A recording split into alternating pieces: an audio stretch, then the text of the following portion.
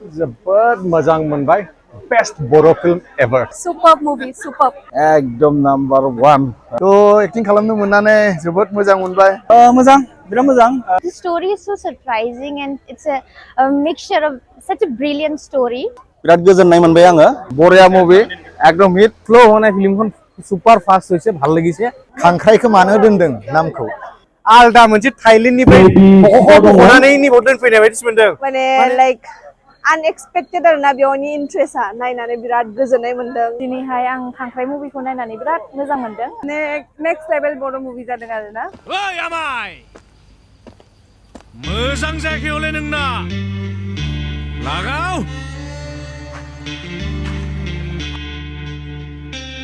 गामियाव सिखावल'सो नांगोन बे गामिनिनो मोनसे सल' खोन्थानि जेराव मिथिंगाया सोमखोर मानसिफोरा गुबुंले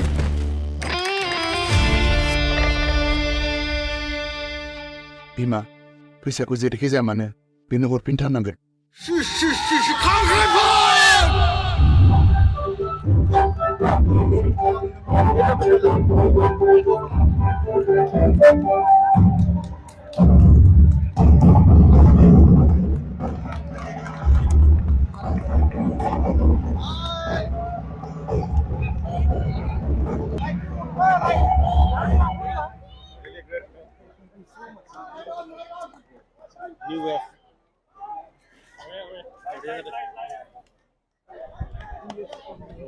जोबोद मोजां मोनबाय बेस्ट बर' फिल्म एभार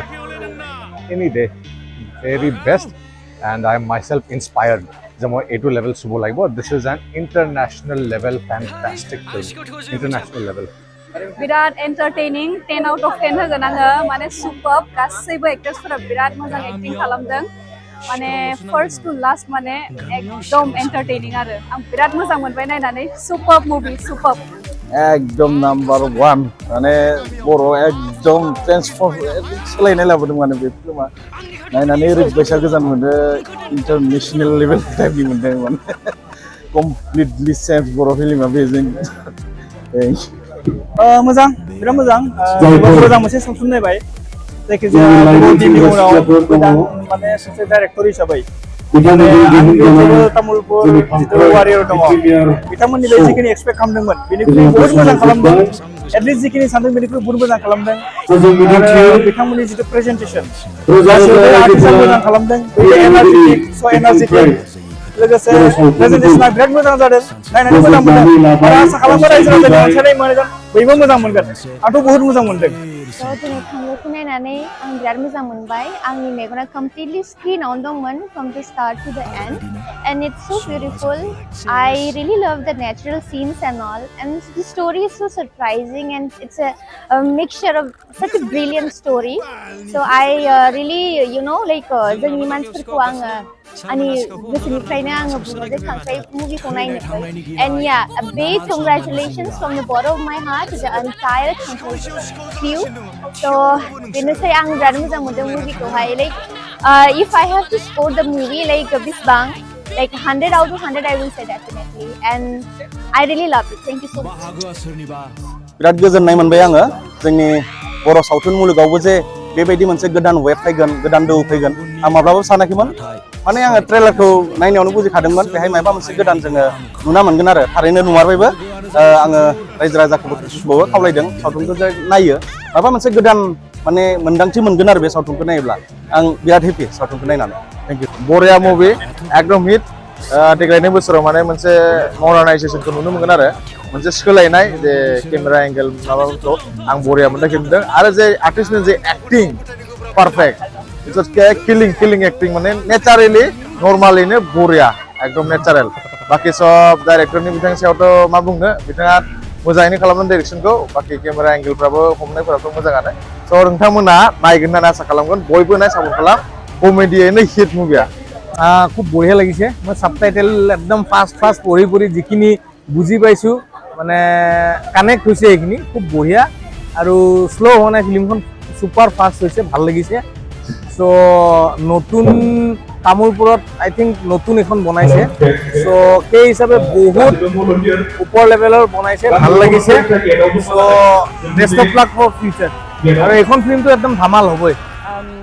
বিৰাট মোজাं মানে with a good message दिनै खांख्राइ जोबोद गोजोननाय मोनबाय खांख्राइखौ मानो दोनदों नामखौ खांख्राइखौ लानानै जोबोद मोजां मोनसे सावथुन सुजुदों आरो थारैनो जोबोद गोजोननाय मोनबाय नायनानै आं आसा खालामदों बयबो रायजो राजानि अनसायनाय मोनगोन आरो दिनै आं साबायखर बावदों खांख्राइ फेमिलिनिसिम जिहेथु आंखौ मोनसे महान मोनसे गेदेर दायित्व होदों जेराव दिनै दिन्थिजेननाय हाबाफारि बेवहाय आंखौ आलारि बाथि फोजोंनानै दिनै दिन्थिजेननाय बे जा हाबाफारि बेखौ आंखौ